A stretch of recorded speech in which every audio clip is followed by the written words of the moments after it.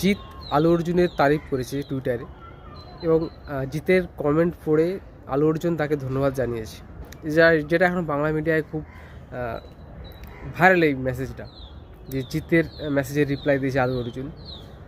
একটা জিনিস জানতে হবে, আলু অর্জুনের পুষ্পা 2-তে জিৎ হঠাৎ করে কেন তারিফ করছে, পার্ট 1-এ কেন করেনি, এটা জানতে হবে। এটা খুব ইন্টারেস্টিং একটা ব্যাপার।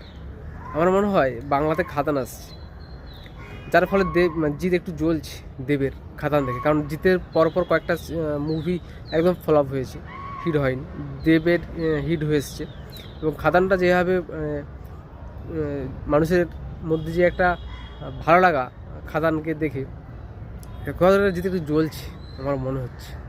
তাই কলকাতায় যাতে পুষ্পা 2 একটু চলে, মানুষ দেখে বেশি, সেজন্য একটু মনে হয় একটু প্রমোশন করে দিল জিৎ।